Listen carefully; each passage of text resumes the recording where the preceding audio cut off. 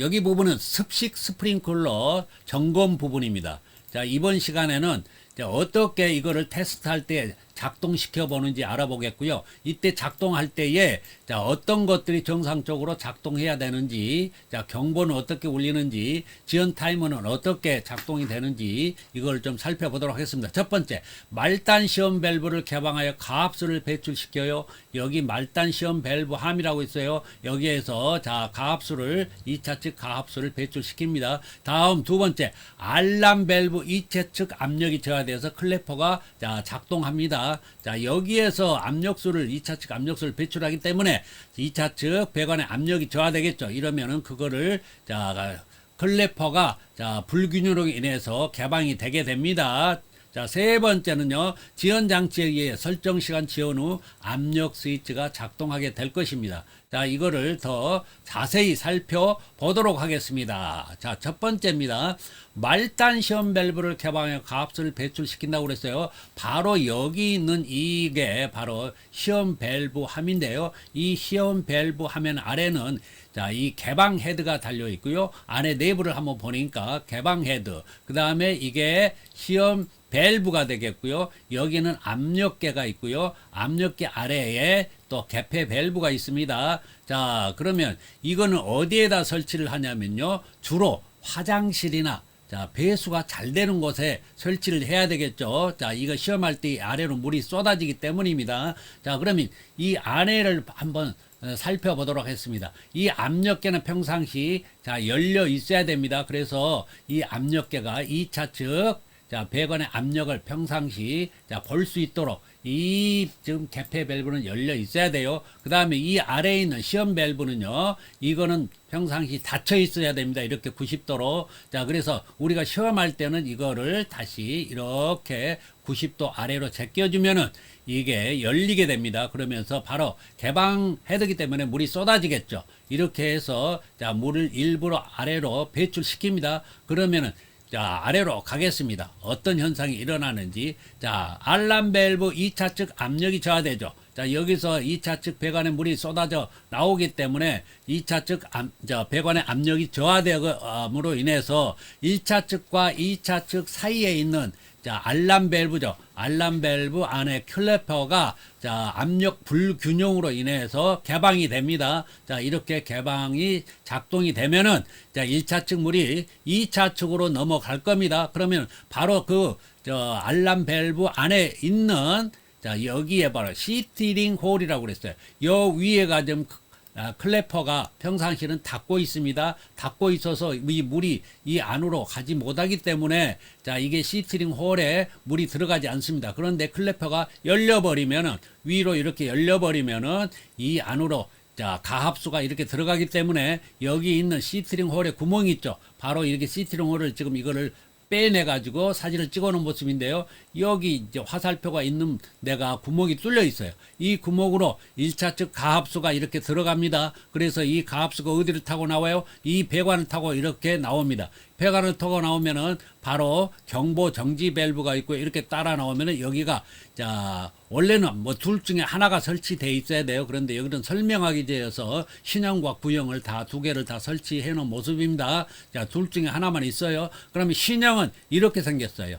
이렇게. 자, 그래서 여기 안에가 자, 지연 회로가 들어있는데요. 이 회로가 정기적으로 작동합니다. 지연 회로가 있어요. 그래서 정기적으로 작동해서 일정 시간 4 내지 7초라고 그러는데요. 더 이상 조정할 수도 있는 그런 압력 스위치도 있습니다. 자, 그러면은 그렇게 해서 지연을 시켜주고요. 자, 이쪽으로 쭉 가니까 여기에 뭐가 나와요? 리타딩 챔버라고 있어요. 이거는 구형 압력 스위치예요. 이거는 물리적으로 자, 물리적으로 지연을 시킵니다. 이 안에 탱크가, 조그마한 탱크가 있죠. 자, 여기서 압력수가 이렇게 위로 올라갈 겁니다. 그러면은 여기에 탱크에 물이 찰 때까지는 자, 이 압력 스위치가 동작하지 않겠죠. 그래서 자, 이 시간만큼 자, 지연을 시켜주는 게 리타딩 챔버입니다. 이제 구형이에요. 자, 이렇게 해서 지연을 시켜줍니다. 왜 지연을 시켜줄까요? 자, 궁금하시죠? 제가 가르쳐 드릴게요. 자, 비화재 때문에 그래요. 비화재가 있을 때가 있죠.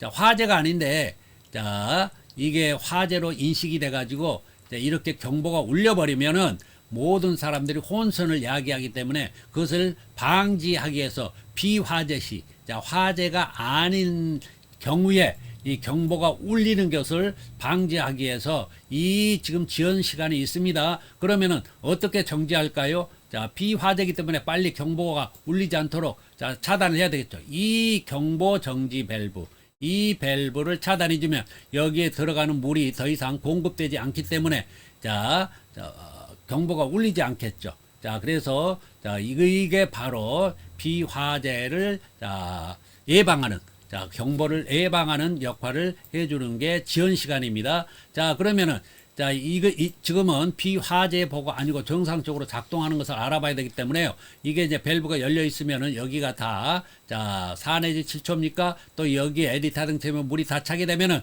압력 스위치가 작동하겠죠. 그러면 어떤 일이 발생합니까? 자, 보겠습니다. 세 번째.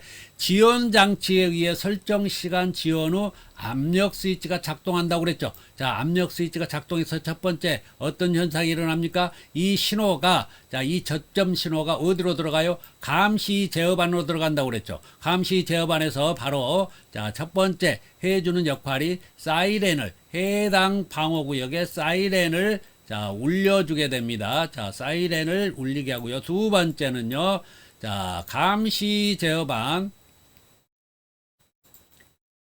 제어반 내에 있는 화재 표시등이 켜집니다.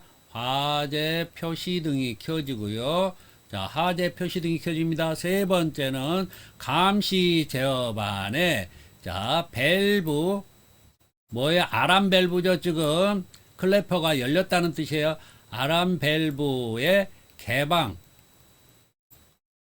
표시등이 자, 켜집니다. 자, 이런 세 가지 역할을 해주는 게 이 압력 스위치예요. 이거 압력 스위치. 자, 이런 현상이 발생되는데요. 이런 것들이 다 지금 차례차례 이렇게 다, 자, 작동이 되는지 이거를 살펴보는 게 작동 시험입니다. 자, 뒤에 계속 있는데요. 넘어가 보도록 하겠습니다.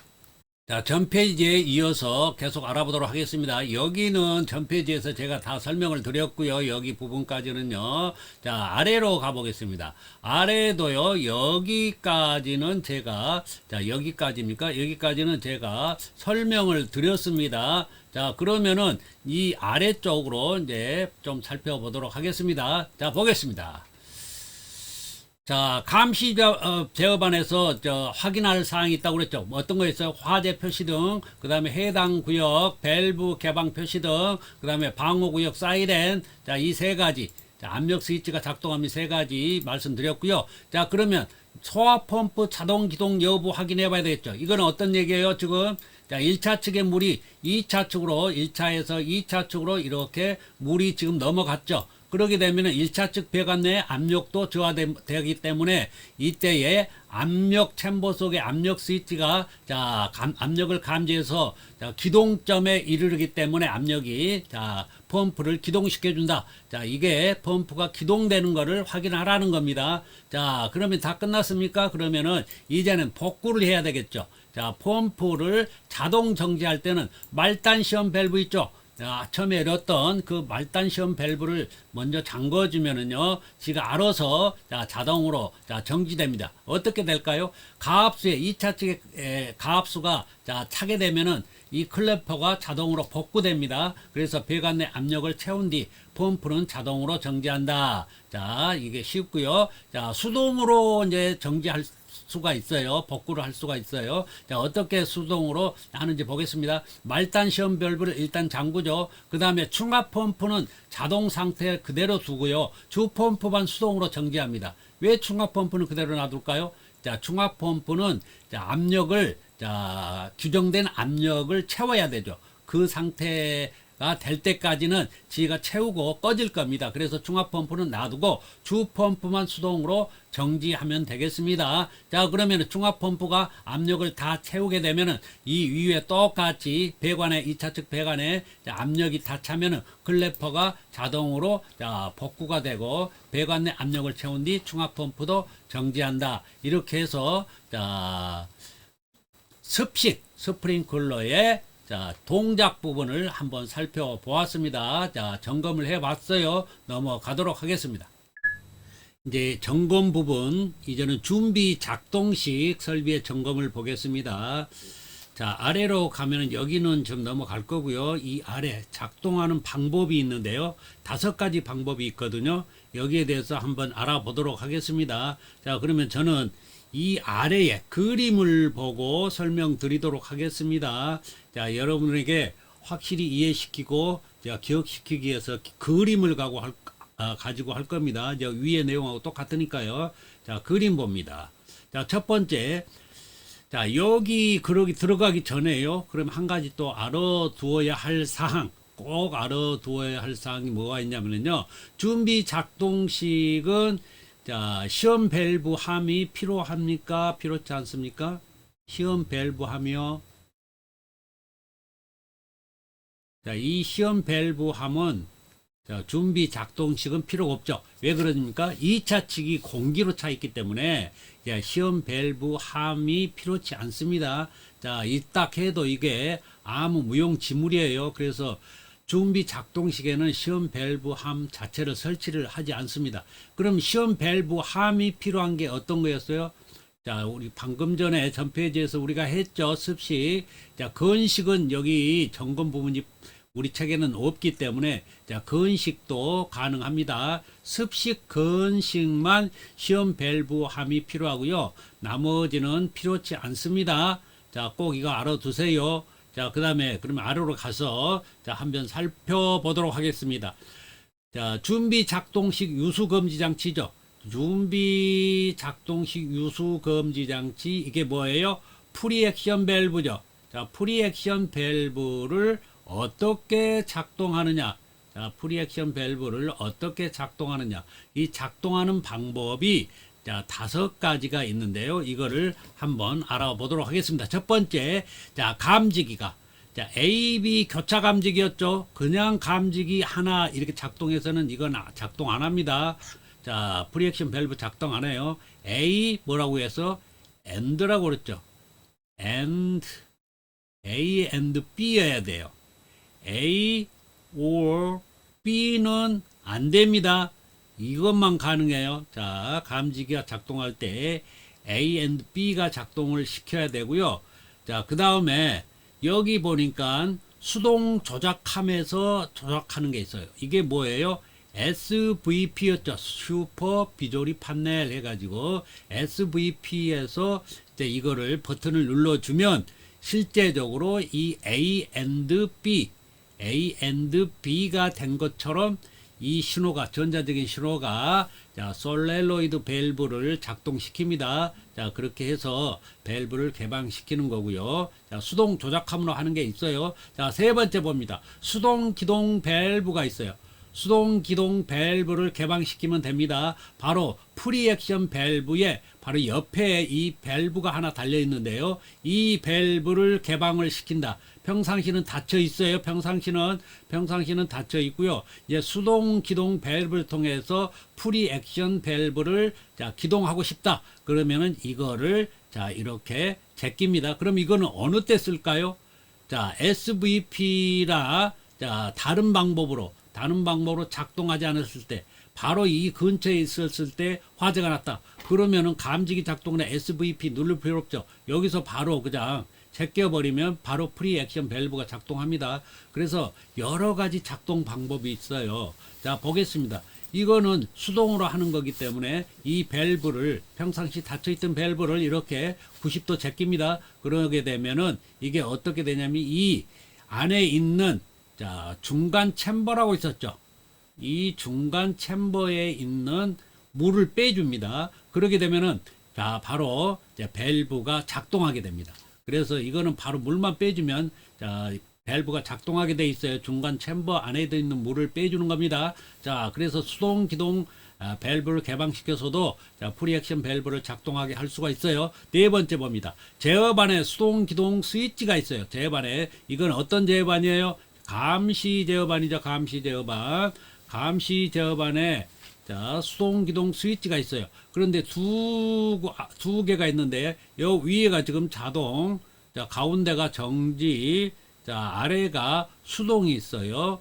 자, 평상시는 이거를 자동으로 이렇게 해가지고 사용해야 됩니다. 그런데 지금은 점검을 하기 때문에 자, 이거를 수동으로 한번 해 보겠다는 거예요. 왜? 이렇게 해도 작동이 되는지를 확인을 해야 되겠죠. 그래서 테스트 하기 위해서 이거를 지금 이렇게 해 보는 겁니다. 그래서 이 버튼을 이게 이제 토글 스위치인데요. 이 토글 스위치를 아래 수동으로 이렇게 자, 아래로 제낍니다. 자, 이렇게 수동으로 해 놓고요. 그 다음에 그 오른쪽에 바로 보면은 자, 프리 액션 밸브 수동 기동 스위치가 있어요. 이거는 자동으로 할 것이냐, 수동으로 할 것이냐. 자, 이거를 선택해 주는 게 선택 밸브고요. 자, 오른쪽에 있는 거는 실제로 이 프리 액션 밸브를 기동시켜 주는 그런 신호를 보내 주는 그 스위치가 되겠어요. 그래서 여기 위에 보면은 자, 기동, 자, 아래에는 정지 이렇게 돼 있는데요. 평상시는 이게 정지가 돼 있어야 되고요. 지금은 수동으로 우리가 기동해 보기 위해서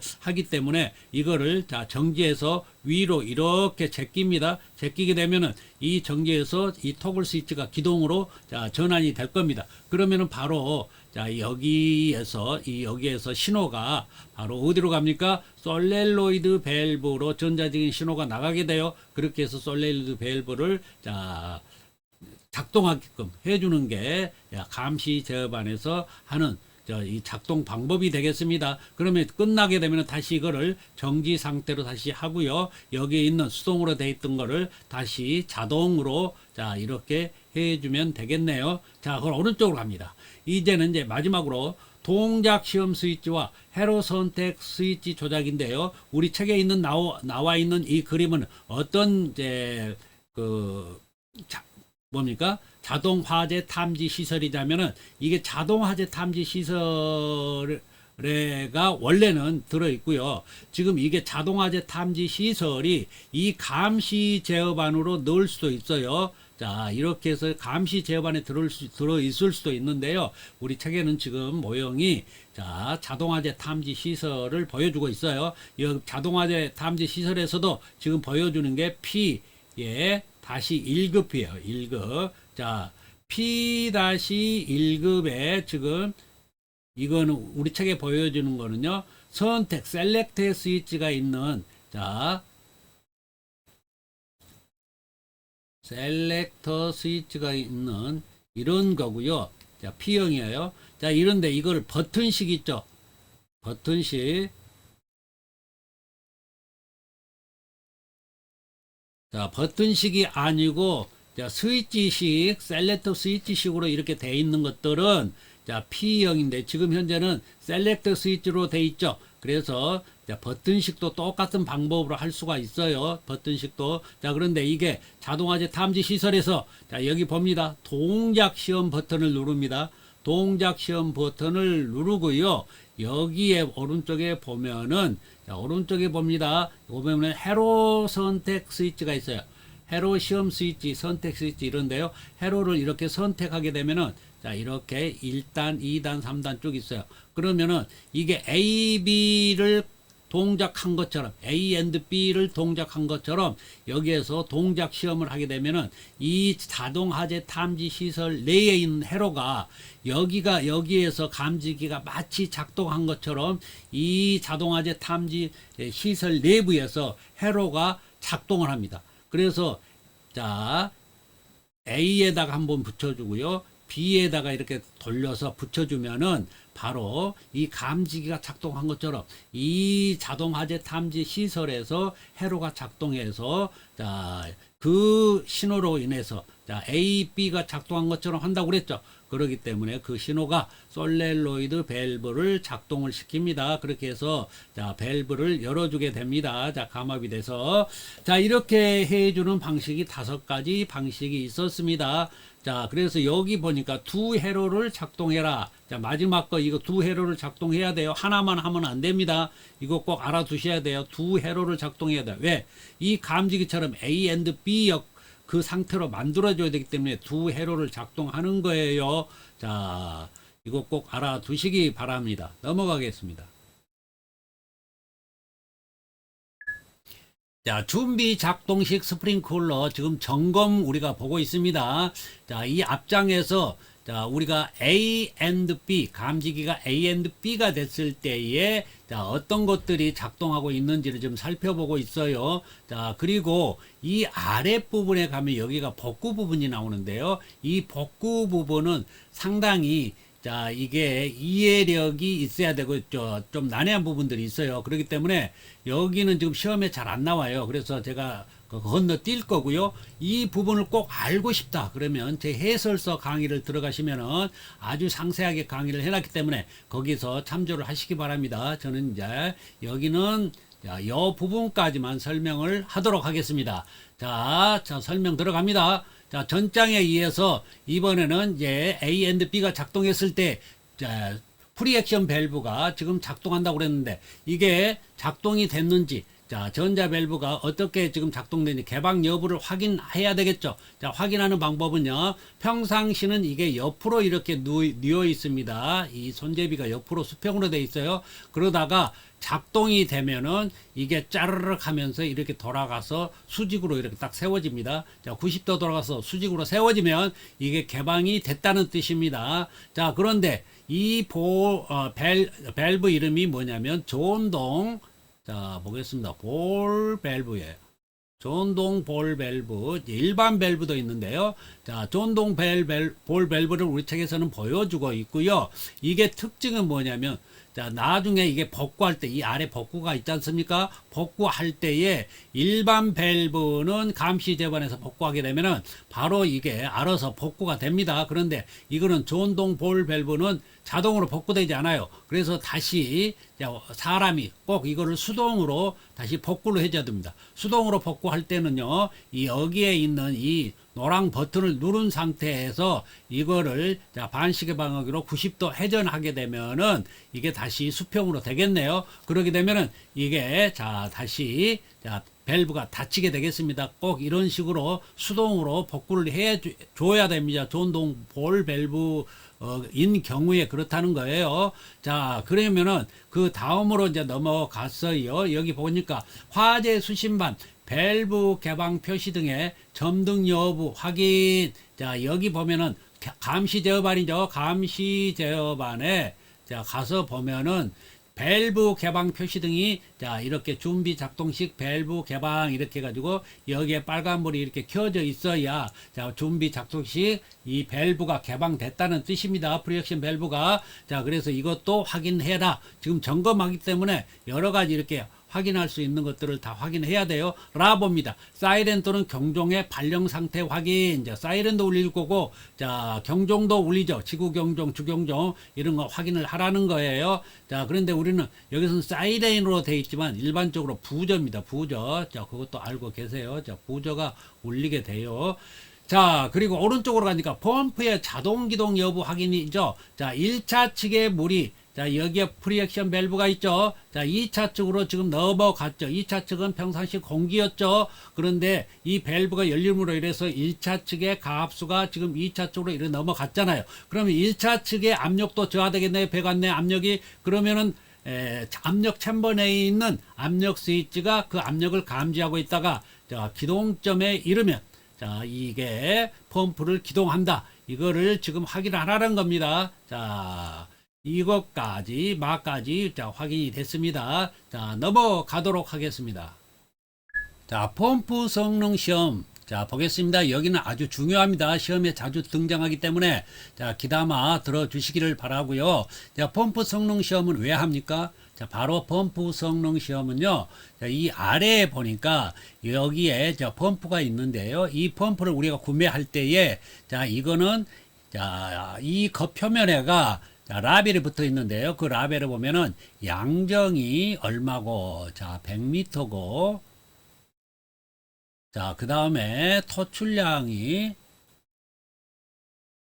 160리터 퍼 민이라고 이렇게 적혀 있을 겁니다. 자, 이거는 뭐 다양하죠. 자, 어떤 것을 우리가 구매하느냐에 따라 다 달라요.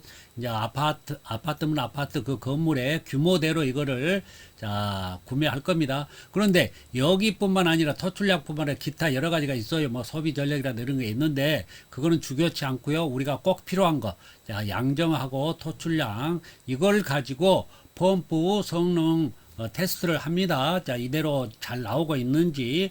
자, 그래서 그래서 우리가 펌프 성능 시험을 주기적으로 하게 되는데요. 자, 여기 펌프 성능 시험할 때는 어떤 것들이 있습니까? 자, 첫 번째는, 자, 체절 운전이라고 있어요.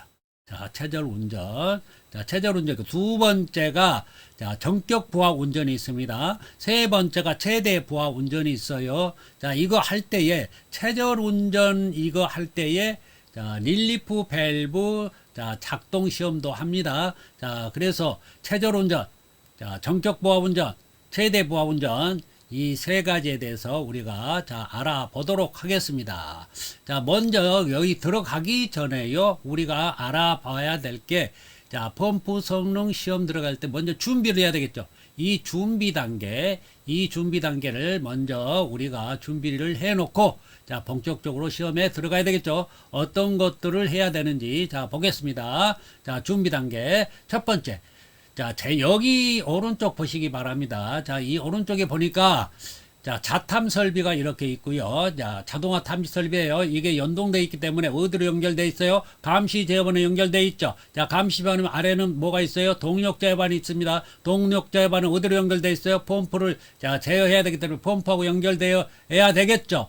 그러면 이 상하위 순서가 이렇게 돼 있다는 얘기예요. 자, 그러면은 바로 동력 제어반 위에는 감시 제어반이 있는데요. 감시 제어반에서 동력 제어반으로 이렇게 신호가 넘어오는 게 이게 연동 신호라고 그랬어요. 자, 자탐 설비에서도 이렇게 감시 제어반으로 내려오는 신호가 연동 신호입니다. 자, 그래서 여기를 보면은, 자, 여기서 어떻게 하라고 그랬어요? 자, 감시 제어반 주펌프가 총합 펌프를 정지 상태로 하라고 그랬거든요. 여기에서 보니까, 자, 여기 정지 상태로 하라고 그랬죠. 자, 그러면은 여기에 있는 이 세트는, 자, 주펌프 거, 여기 여기 그려놓은 게 주펌프 거만 그려놨어요. 또 예비, 충합 보조 펌프 것도 있겠죠. 충합 펌프 것도. 자, 그거는, 자, 무시를 하고요. 이 한 세트만 그려놨습니다. 자, 그러면 주펌프 거를, 자, 여기에 가서요. 자, 지금, 정지로 하라고 해서 감시 제어할 걸 정지로 하래. 저 평상시에는 연동을 해야 위에서 자 신호를 받고요. 자, 연동이라는 건 어떤 뜻이라겠어요? 위에서 내려오는 신호를 받아서 이 감시 제어반이 작동하겠다 그러면은 연동으로 하는 거고요. 그렇지 않고 수동으로 하겠다 그러면은 이 자체 내 감시 제어반 자체 내에서 자 어떤 신호를 발생시켜서 아래로 내려보내겠다. 동력 제어반을 통해서 이 펌프를 제어하겠다 그러면은 이게 수동을 해요. 수동을 하게 되면 여기를 끊는다고 그랬어요. 연동 여기 들어오는 신호를 자 끊는다고 말씀드렸고요. 자, 정지로 한다. 정지는 어떤 뜻인가요? 정지는 아예 여기에 지금 감시 제어반에 자 그 회로를 갖다가 다 정지 상태로. 자, 그러니까 이거는 뭐예요? 스톱 상태가 되겠죠. 그러면 스톱 상태이기 때문에 위에서 내려오는 연동 신호도 자 받아들이지 않을 거고 이 자체 내에서 뭐 이 기동이나 정지나 뭐 이런 스위치를 오르락 내리락 해도 이거는 자 받아들이지 않을 겁니다. 그게 정지예요. 자, 그래서 평상시는 연동으로 해야 된다. 왜? 위에서 오는 신호를 받아서 작동해서 아래로 내려 보내줘야 되기 때문에 연동으로 하지만은 지금은 우리가 뭐를 해요? 펌프 성능 시험을 하기 때문에 위에서 내려오는 신호들로 인해서 작동을 해서 만약에 펌프가 한다거나 뭐 스프링클러가 작동이 돼버리면 안 되겠죠. 그래서 이거를 자, 안전책을 강구하기 위해서 먼저 감시 제어반에 있는 이 이제 정지 쪽으로 자, 선택 스위치를 정지 쪽으로 해 놓습니다. 그러면은 이 여기에 있는 자, 신호들은 다 회로들은 정지가 될 겁니다. 그래서 아래로 신호가 내려가지 않겠죠. 정지됐으니까 어떤 경우라도. 그러면 이 동력 제어반을 가지고 우리가 지금 펌프를 제어할 건데요. 동력 제어반에서는 지금 평상시에는 연동으로 되어 있다면 위에서 신호를 받을 겁니다. 그런데 지금은 우리가 수동으로 이걸 켜고 끄고 해야 되기 때문에 연동으로 하면 안 되겠죠. 위에 신호는 이미 끊어졌죠. 여기를 정지를 해놨기 때문에. 그래서 이거는 자 동력 제어반도 수동으로 해놓습니다. 수동으로. 자, 그 얘기예요. 자, 그리고 위에 다시 갑니다. 선택시 정지했죠. 감시 제어반. 동력 제어반은 뭘로 했어요? 선택 스위치를 수동으로 이렇게 돌려놓습니다. 그 다음에 봅니다. 자, 토출축 밸브 여기입니다. 여기 토출축. 이 펌프 토출축 밸브 1번이죠. 1번. 1번 이게 개폐 표시형 개폐 밸브인데요. 이거를 완전히 꼭 잠궈 놓습니다. 이쪽으로 물이 가지 않도록 꼭 잠그고요. 두 번째는 이 아래에 여기 2번, 4번. 2번이 개폐 밸브고요. 이름이. 이거 3번은 유량 조절 밸브입니다. 이거를 자, 약간만 틀어 놓습니다. 자, 약간만 개방을 해요. 그러면은 이제 그렇게 준비 상태에서요. 자, 릴리프 밸브는요. 릴리프 밸브는 완전히 잠궈 놓습니다. 이거는 시계 방향으로 돌리면은 계속 스프링 압력이 세집니다. 그러면 돌아갈 때까지 돌립니다. 그러면 완전히 스프링 압력을 세게 놨기 때문에 절대 여기서 물이 나오지 않을 겁니다. 이제 밸브로 치면 완전히 닫아 놓은 상태예요.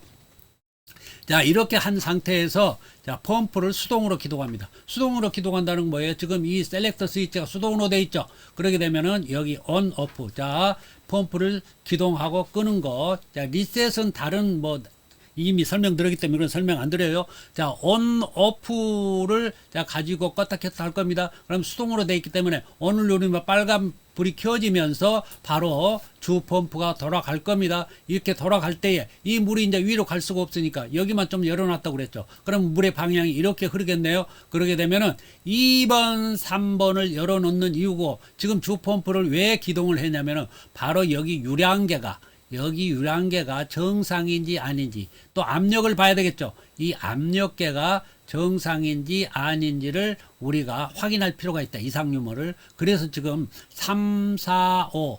자, 이 3번, 4번, 5번은 지금 어떤 얘기냐면은 이 압력계하고 유량계가 정상인지 아닌지를 판별하기 위해서 이거는 지금 준비 시험을 했습니다. 준비 단계예요. 아직 지금 체절운전 들어가지도 않았어요. 준비 단계입니다. 자, 그리고 자, 이게 우리가 펌프 성능 시험할 때 꼭 우리가 필요한 건 뭐였어요? 자, 이거 성능 자, 유량 조절 밸브, 유량계, 개폐 밸브, 그 다음에 압력계라고 제가 말씀드렸어요. 자, 펌프 성능 시험할 때 어떤 거요? 체절 운전, 자, 전격 부하 운전, 최대 부하 운전 할 때는 이거 압력계, 자, 이거 개폐 밸브, 유량계, 유량 조절 밸브 가지고 하는 거예요.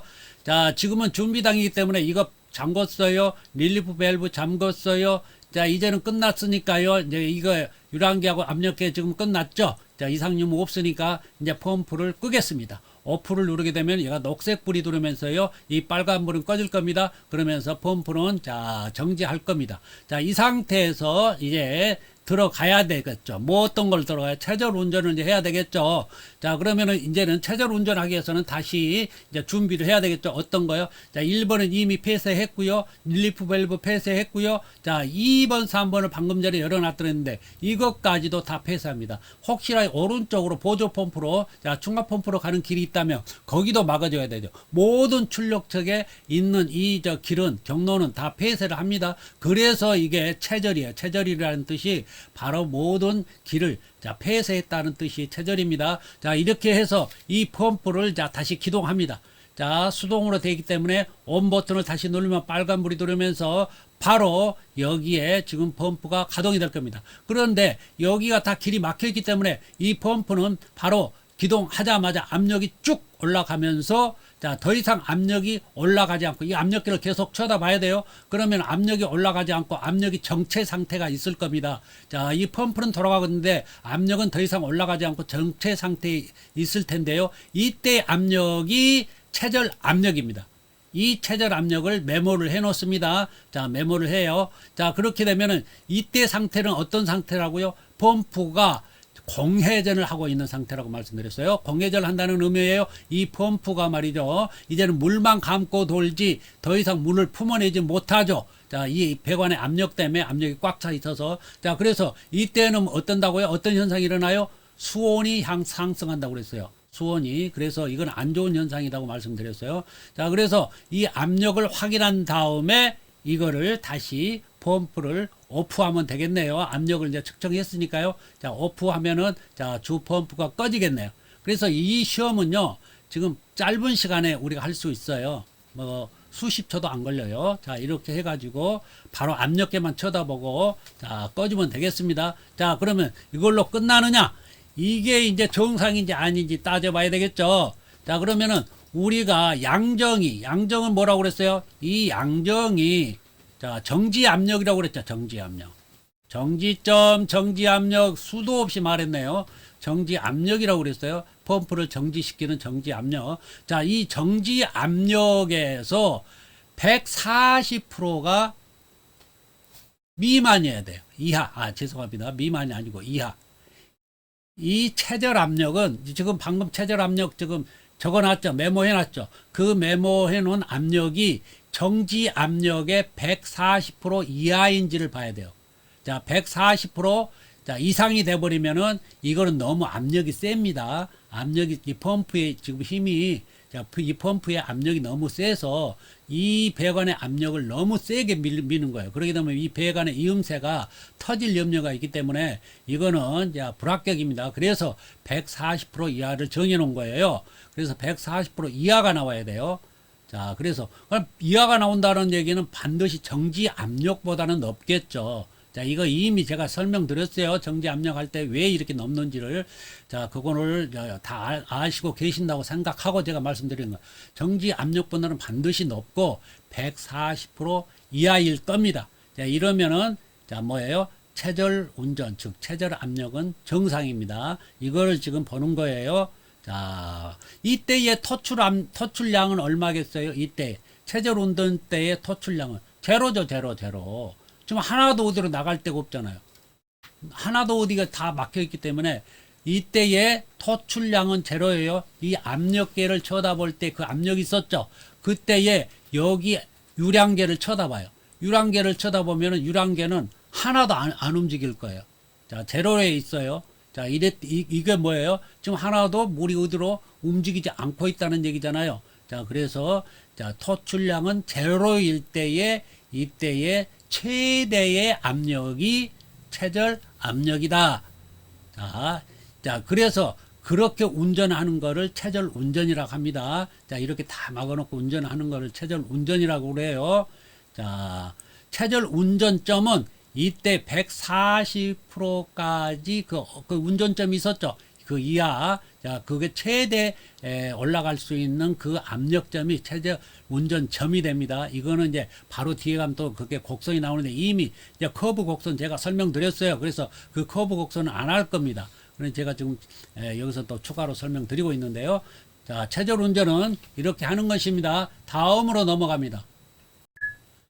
이제는 최절 운전을 했죠. 릴리프 밸브의 그 조절을 어떻게 하는지에 대해서 알아보고요. 이걸 끝나면은 그 다음에 전격 보아 운전, 최대 보아 운전 넘어가도록 하겠습니다. 자, 릴리프 밸브, 자, 어떻게 조절하는지 보겠습니다. 우리가 최절 운전할 때 여기를 막아놨었죠. 여기도 막아놓고요. 여기 릴리프 밸브도 완전히 잠궈놨어요. 스프링을 완전히 세게 해놨어요. 그 다음에 여기는요, 자, 처음부터 잠궈놨었죠. 자, 그래서 최절 운전을 하고 있었더랬죠. 그리고 그 다음에 압력을 읽고 우리가 지금 펌프를 정지해 놓은 상태입니다.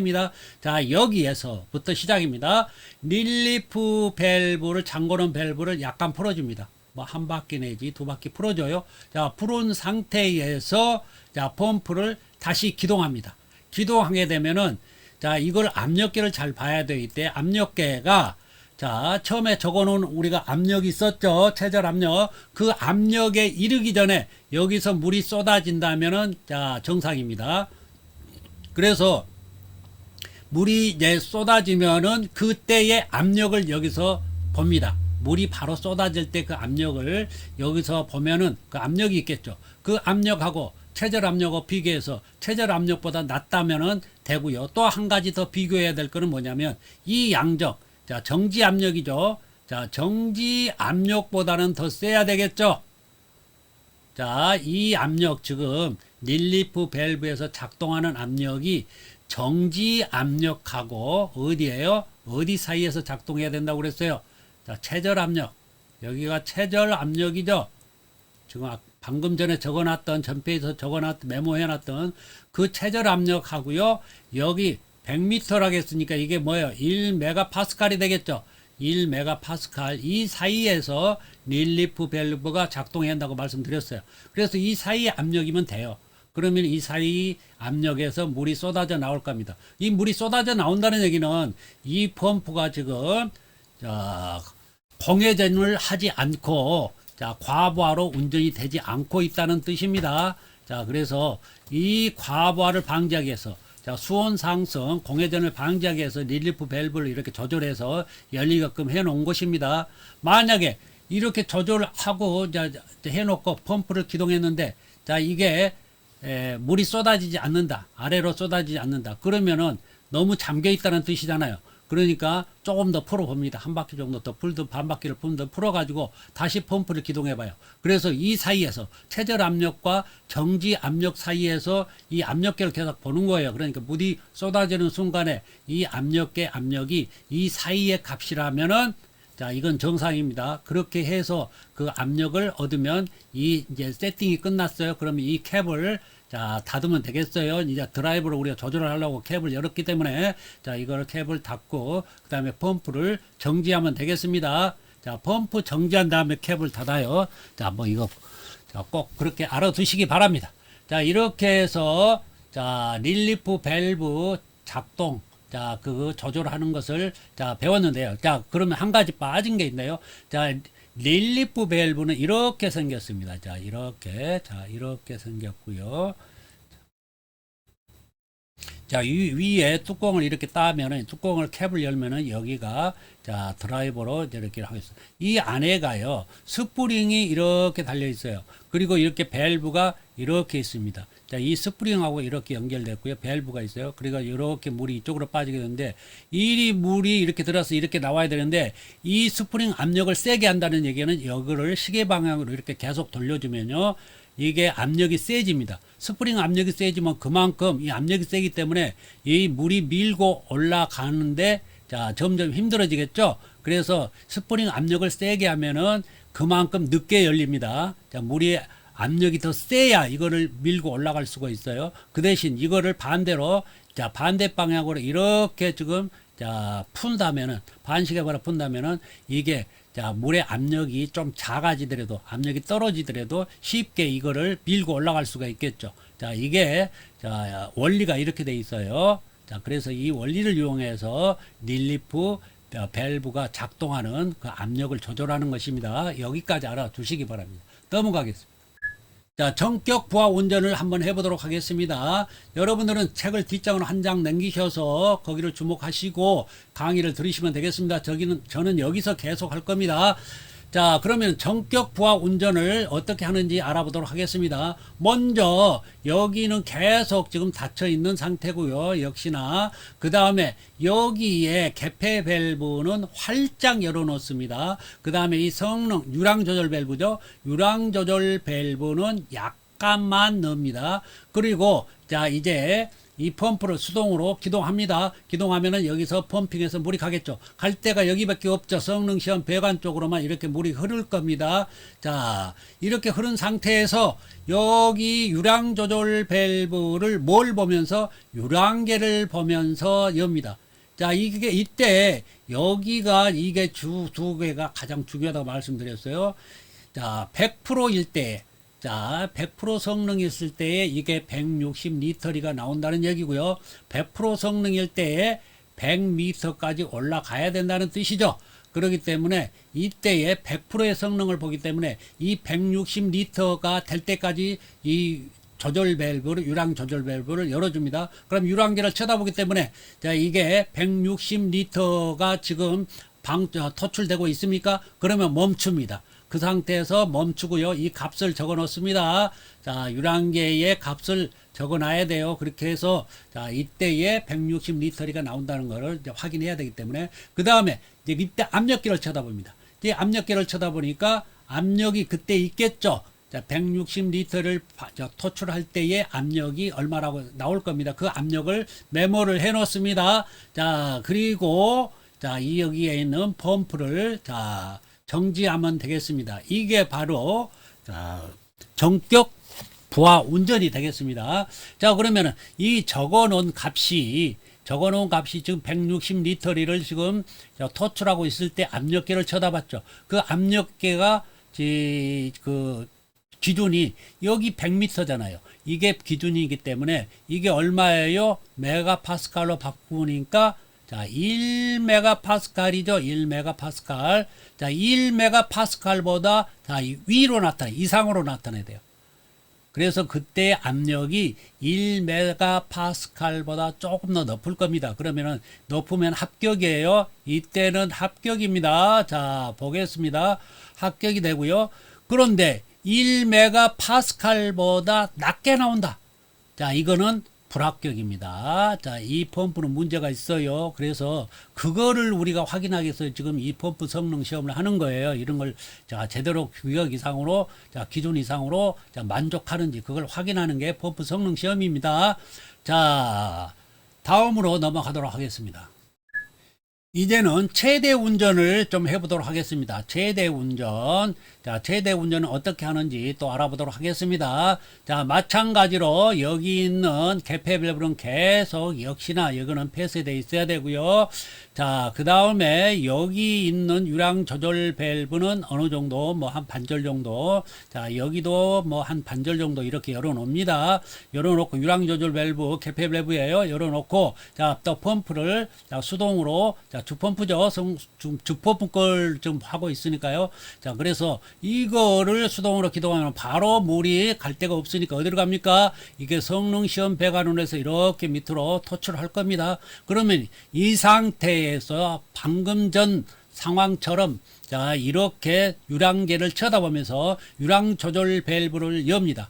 그러면은 자, 이게 100%였을 때 160리터니까요. 이거는 최대 운전은 얼마까지 이거를 늘려주냐면 토출량을 150%. 자, 150%예요. 그러면 지금 160리터짜리이기 때문에 자, 150%가 되면 얼마죠? 240리터 퍼 민이 되죠. 자, 240리터가 될 때까지 유량 조절을 계속 자, 열어줍니다. 열어주면은 어느 시점에서 유량계가 240리터를 자, 가리킬 겁니다. 240리터가 자, 토출된다는 거기까지 열어줘요. 이 밸브를. 자, 240리터가 지금 방출되고 있습니까? 자, 토출되고 있으면 그때의 압력을 봅니다. 그때의 압력. 자, 이때의 압력도 적어 놓습니다. 여기 유량계도 적어 놓습니다. 압력을 봅니다. 그리고 적어 놔요. 그렇게 적어 놓고, 자, 펌프를, 자, 끕니다. 자, 펌프를 다시 수동으로 이제 끄겠습니다. 그래 놓고, 자, 여기에 압력이 지금 적어 놓은 압력이 있겠죠? 그 압력이 이 양정에 60%, 65% 이상인지를 봐야 돼. 65%. 자, 65%니까 방금 전에 이걸 계산하니까 1메가파스칼이었죠. 이거를 SI 단위인 자, 이게 신 단위로 바꾸니까 1메가파스칼이었어요. 100m를 이렇게 수주를 자, 바꾸는 거 자, 확실히 알고 계시라고 말씀드렸어요. 그러면 여기에 65%니까 얼마인가요? 0.65죠. 0.65. 65%니까 0.65 메가파스칼 이상이 나와야 돼요. 최대 운전대에. 자, 최대 운전이 뭐라고 그랬어요? 이 토출량을 자, 정격 100%보다 50%를 더 늘린 150% 상태. 즉 우리는 여기가 160리터라고 자, 가정을 했기 때문에 이게 150%를 하니까 240리터가 됐어. 240리터가 유량계에 흐르고 있을 때에 이때 압력은 0.65 메가파스칼보다 높아야 된다. 자, 이러면은 이게 성능 시험의 만족입니다. 그래서 자, 차절 운전 때 만족해줘야 되고 정격 부하 운전 때 만족해줘야 되고 최대 운전 때도 만족을 해줘야 이 주 펌프는 자, 이상이 없다고 자, 최종 결론을 내립니다. 자, 그래서 0.65 메가파스칼 이상 나와야 된다. 지금 여기에 지금 이거를 기준으로 했을 때 그래요. 이거를 기준으로 했을 때 자, 그렇게 나와야 된다는 거예요. 그러니까 이거는 기준이 없다면 뭐예요? 자, 65% 이 정격에 자, 65%가 나와야 된다는 거고요. 자, 그때 압력이 이상이 나와야 된다는 얘기입니다. 자, 그 다음에요. 여기 봐야 될 거는 이 커브인데요. 자, 이 커브는 이미 제가 상세하게 설명을 드렸기 때문에 자, 넘어가도록 하겠습니다. 자, 전전 페이지에서 했어요. 자, 그렇기 때문에 넘어가도록 하겠습니다. 커브 곡선. 자, 그 설명은요. 자, 보겠습니다. 여기는요, 펌프 성능을 판단하는 것인데요. 자, 여기 뭘 가지고 합니까? 펌프 성능 시험 결과표가 있죠. 이 결과표를 가지고 자, 판단을 하는 거예요. 그래서 여기를 그냥 넘어가려다가 여기 언제 시험에 이게 나왔어요. 여기에 가로 채우기를. 그래서 여기를 지금 한번 하고 갈 거고요. 이 아래는 이미 제가 자, 최저 운전하고 전격 부하 운전하고 최대 운전할 때에 다 설명을 자세히 했기 때문에 자, 여기는 그냥 생략하고요. 요 위를 어떻게 작성하는지를 좀 보도록 하겠습니다. 자, 작성해 봅니다. 잘 들어주세요. 자, 여기는 지금 펌프에 라벨에 뭐라고 써져 있어요? 토출량이 500 분당 500리터다. 자, 양정은 100m다. 이렇게 적혀 있어요. 이걸 가지고 하는 거예요. 자, 그러면은 이거 첫 번째 자, 전격 운전부터 볼까요? 최저 운전부터 순서대로. 자, 거기 앞서서 토출량 먼저 봅니다. 토출량은 무엇으로 확인해요? 유량계로 확인했죠. 자, 그러면 토출압은요? 압력계로 확인했죠. 자, 성능 시험할 때. 자, 그러면 자, 이거를 한번 이제 보도록 하겠습니다. 먼저 이제 이걸 가지고 자, 이 기준점을 적어놔야 되겠죠. 자, 이론치, 실측치는 이제 나중 거 이론치가 먼저 나와야 되겠죠. 그 다음에 펌프 성능 시험하면서 실제로 측정한 값을 이 아래에다 적습니다. 자, 보겠습니다. 이론치. 자, 그러면은 이게 토출량은 최저 운전 때는요, 제로여야 되겠죠. 자, 제로여야 돼요. 여기는 그냥 값이 아무것도 없다 해서 이렇게 그어버렸는데요. 이제 학문적으로는 이게 제로여야 돼요. 자, 최저 운전 시는 자, 토출량이 하나도 없어. 제로여야 됩니다. 자, 그런데 이론치를 보니까 이게 100%니까 이대로 갖다 쓰면 됩니다. 100% 전격 운전대 토출량, 이게 100%대예요. 100%대. 이것도 100%대. 자, 100m가 올라가야 된다는 뜻이에요. 자, 그래서 이걸 500을 이렇게 적어 놓습니다. 자, 500리터 퍼 민이 되겠네요. 자, 전격 유량은요. 자, 최대 운전할 때 150% 운전이죠. 전격 유량의 150% 운전, 최대 운전이 되겠어요.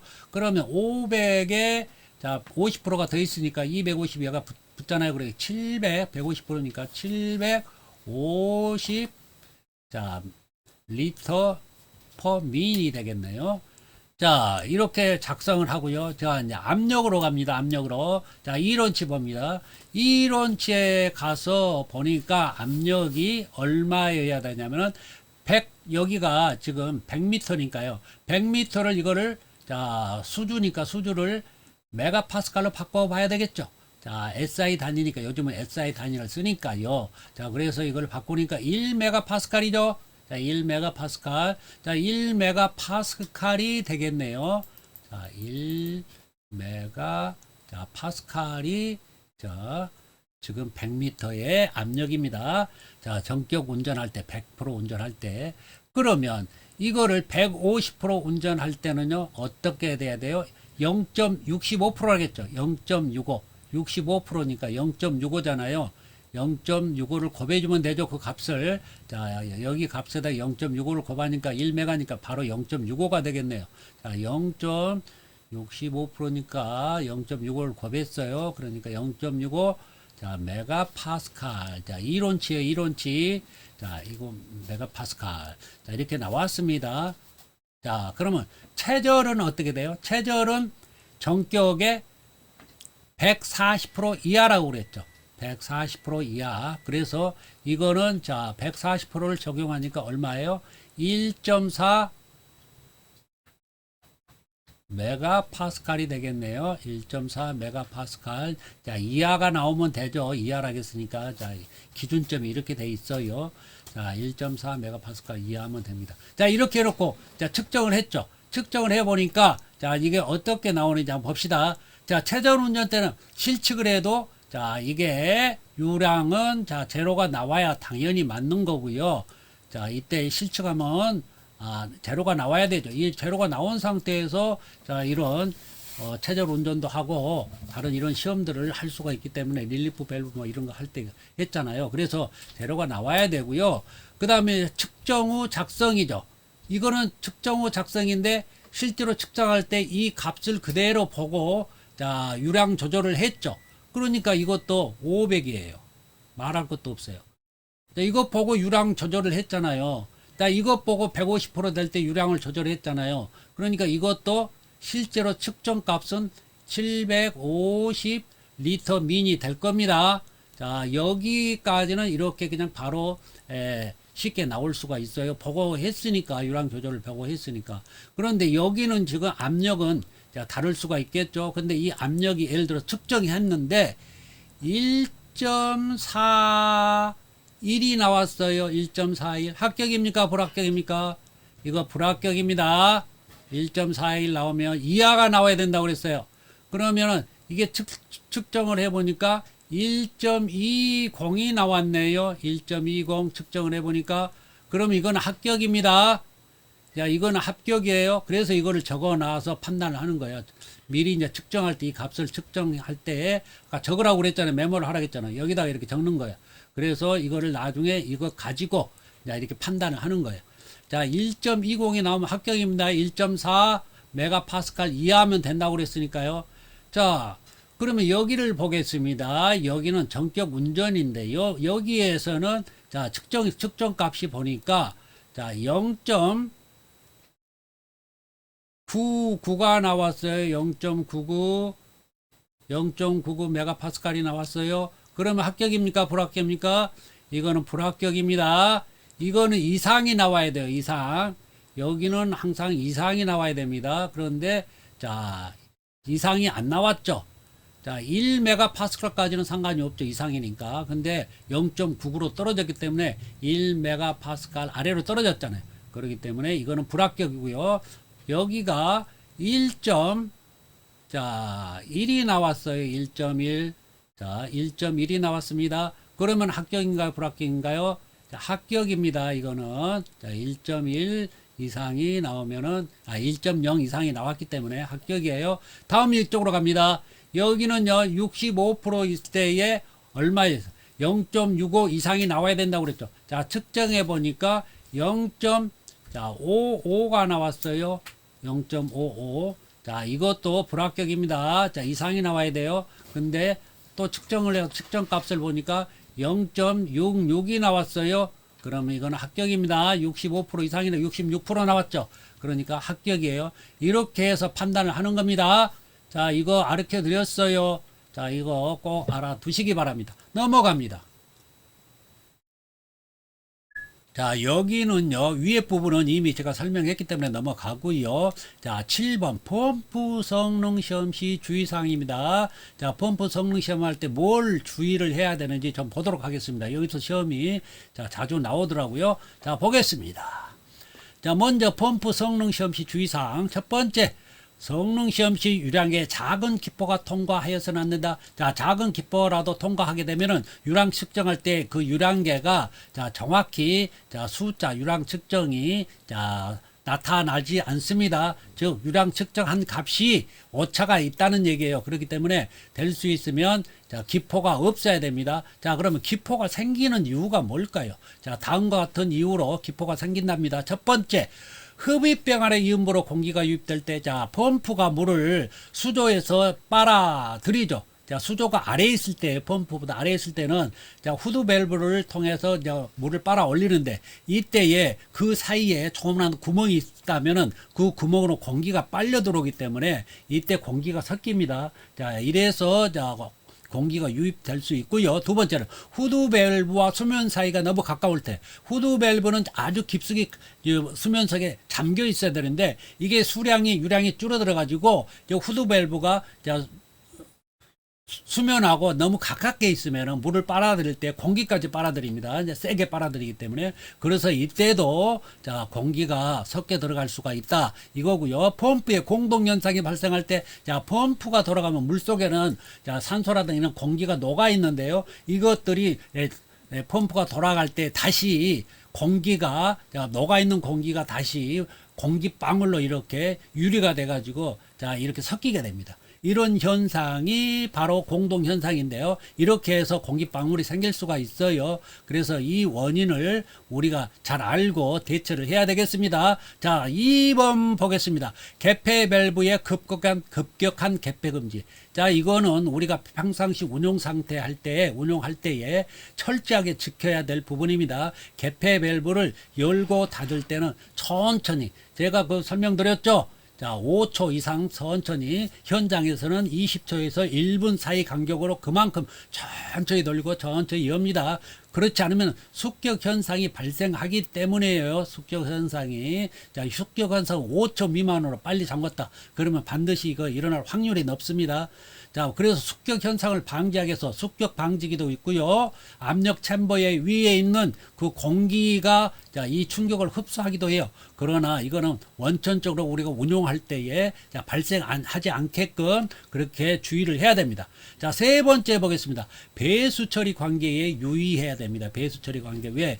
지금 우리가 유량계 지금 조절 밸브를 열어 가지고 물을 막 밖으로 이렇게 지금 빼내고 있잖아요. 그렇게 되면은 거기에 있는 이 배수가 잘 안 되면은 바닥에 자 물이 이렇게 찰 수가 있어요. 그래서 배수가 잘 되게끔 있는 장소에서 물론 이 펌프가 설치되어 있는 배수가 잘 되게 돼 있어요. 그래서 무슨 얘기냐면 집수정이라고 했어요. 물을 모아 가지고 그 물을 어느 정도 차면은 자 펌프로 퍼내서 밖으로 내보내는 그 집수정이 있는데요. 이 용량이 적을 때는 이 집수정이 넘칠 수도 있다. 그러니까 이제 이게 용량이 좀 커서 바로 자, 뭡니까? 지금 펌프 성능 시험할 때 그 흐르는 물을 자, 이 집수정 소화 펌프가 자, 바로 퍼낼 수 있도록 그런 용량 정도는 돼야 된다. 이 얘기입니다. 자, 네 번째, 펌프, 모터, 회전축 근처에 있지 말고, 회전축 근처에 있으면 옷이 말려 들어가 가지고요. 큰 데미지를 입을 수 있어요. 자, 그래서 그렇습니다. 제어방과 현장 측과의 의사 전달을 확실히 할 수 있도록 자, 무전기. 자, 무전기를 사용할 때는 복장을 천천히 해야 돼요. 자, 잠궈 그러면 잠궈야 되고요. 같이 복장합니다. 자, 폐쇄 그러면 폐쇄하고, 자, 개방 그러면 개방하고, 이렇게 복장하면서 하라는 거예요. 요즘은 자, 무전기를 쓰지 않죠. 핸드폰이 있으니까. 펌프 성능 시험 시 토출적 개폐 밸브를 완전히 폐쇄한 후 점검에 위반다. 자, 뭡니까? 펌프 성능 시험이 토출적 개폐 밸브 완전히 폐쇄를 해야 되죠. 아까. 자, 성능 시험할 때 이건 기본이에요. 기본 중에 기본. 자, 이게 뭐 열려 있으면 아예 시험 자체가 안 됩니다. 자, 넘어가도록 하겠습니다. 자, 스프링쿨러 설비 종류 및 중점 사항 비교입니다.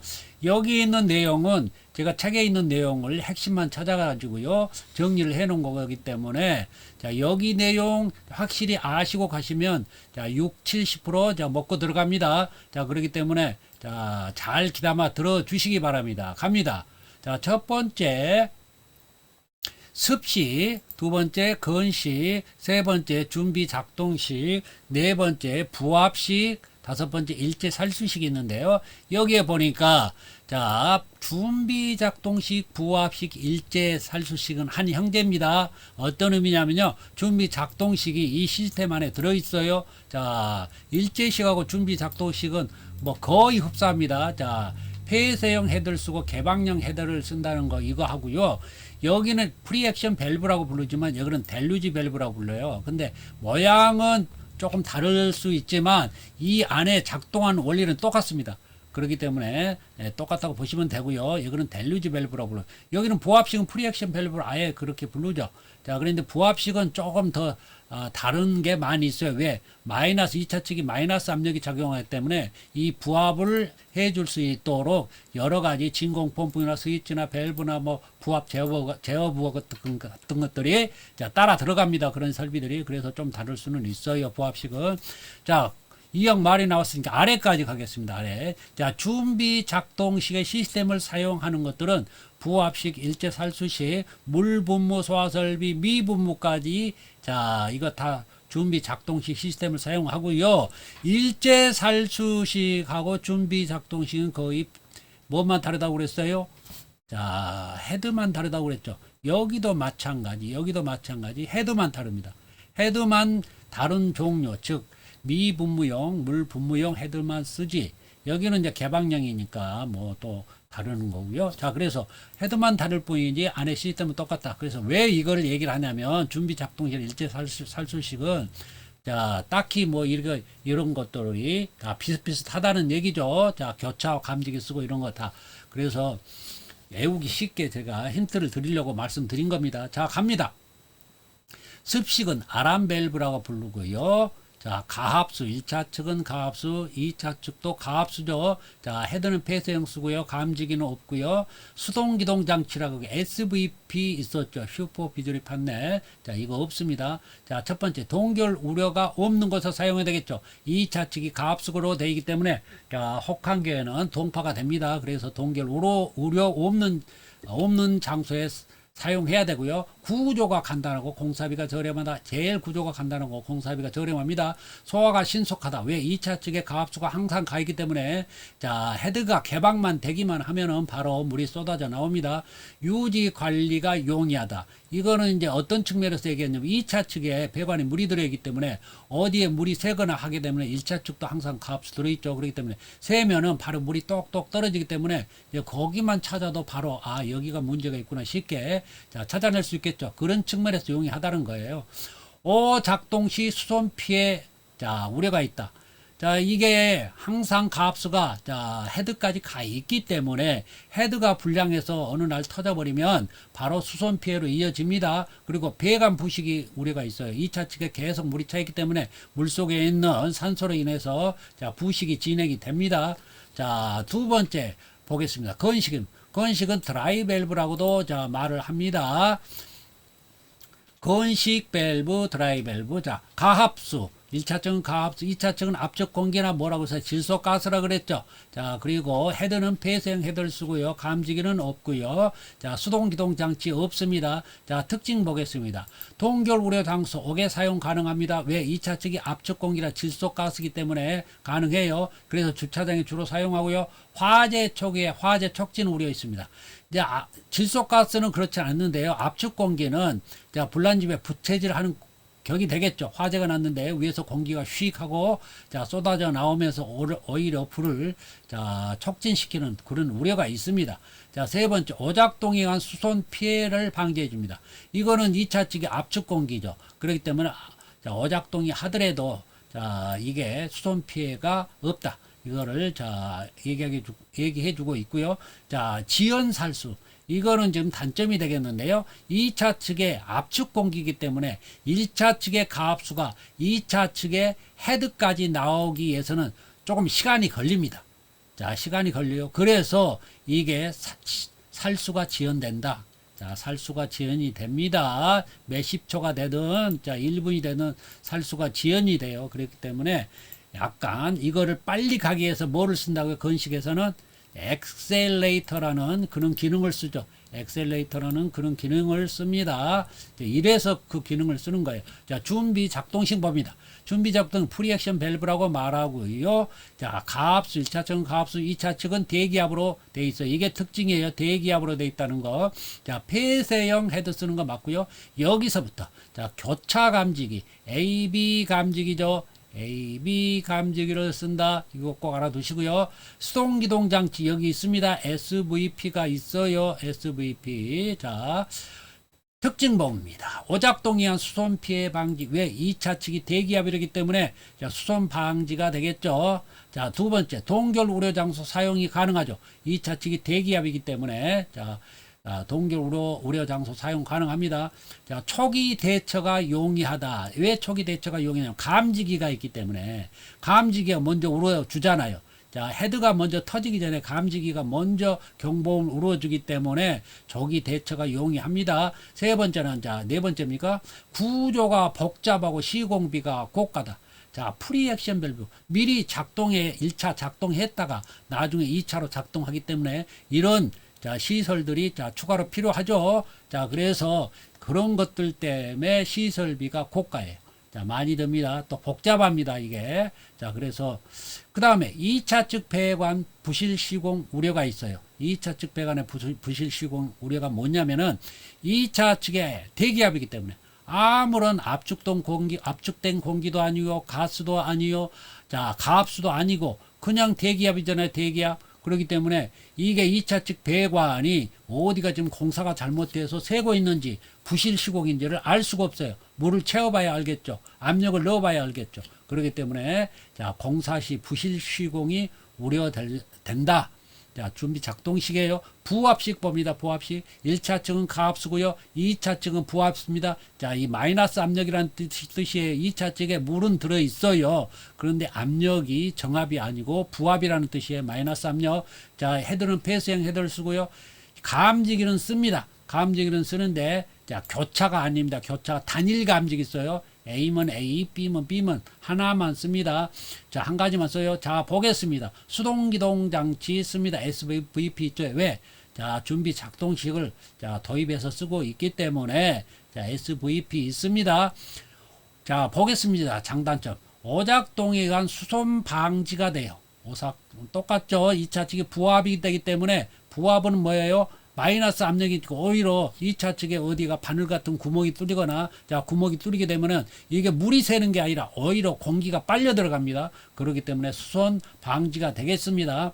자, 동결 우려 없는 곳에 사용해야 돼요. 2차 측에 지금 자, 마이너스 압력인 부합이 물이 들어있기 때문에 이 물이 올 우려가 있겠죠. 그래서 동결 우려 없는 곳에 사용해야 돼요. 자, 그 다음에 봅니다. 구조가 다소 복잡해요. 왜? 부합을 시켜주기 위해서 아까 여러 가지가 들어간다고 그랬죠. 자, 그런 부합 시스템이 자, 추가가 되기 때문에 자, 이게 더 복잡합니다. 자, 그래서 일제살수식 보겠습니다. 마지막 일제살수식은 개방형을 쓰기 때문에 자, 헤드에서 모든 헤드에서 쏟아지죠. 자, 준비작동이나 이건 부합식이나 이런 것들은 폐쇄형 헤드이기 때문에 그 불이 난 지점 바로 그 위에 몇몇 개만 자, 이게 터질 겁니다. 개방이 돼서 자, 물이 쏟아지지만은 이 개방형은 전혀 자, 30개가 설치 있으면 30개가 한꺼번에 다 물이 쏟아집니다. 자, 그러기 때문에 이거는 또 쓰는 용도가 다 있어요. 그래서 여기도 보면은 자, 교차. 자, 이게 준비 작동식하고 똑같다고 그랬어요. 그래서 교차 감지기 쓰죠. AB 감지기 씁니다. SVP 있어요. SVP 있고요. 자, 보겠습니다. 초기 화재의 신속히 대처가 가능하다. 자, 초기 화재에 신속히 대처한다. 두 번째, 층고가 높은 장소에 사용이 가능하다. 이게 일제살수식은 그렇습니다. 자, 감지 장치 별도 시공이 필요하다. 뭐예요? AB 감지기가 들어가죠. AB 감지기. 여기도 초기 화재에 신속히 대처한다는 얘기는 AB 감지기가 있기 때문에 자, 이게 신속히 대처할 수가 있어요. 초기 화재에. 자, 감지기가 먼저 작동을 하니까요. 스프링 쿨러가 이거 헤드가 개방하기 전에 자, 그래서 신속히 대처가 가능하다는 얘기고요. 자, 장치 별도 시공해야 된다. 이거 말씀드렸고요. 대량 살수로 수손 피해 우려가 있다. 왜 그럽니까? 전부 다 자, 이게 설치된 개수 전부가 다 물이 살수가 되기 때문에 엄청난 물이 쏟아져 내려옵니다. 그래서 수손 피해가 우려가 있어요. 자, 그렇게 해서 자, 특징까지 알아봤습니다. 자, 넘어가도록 하겠습니다.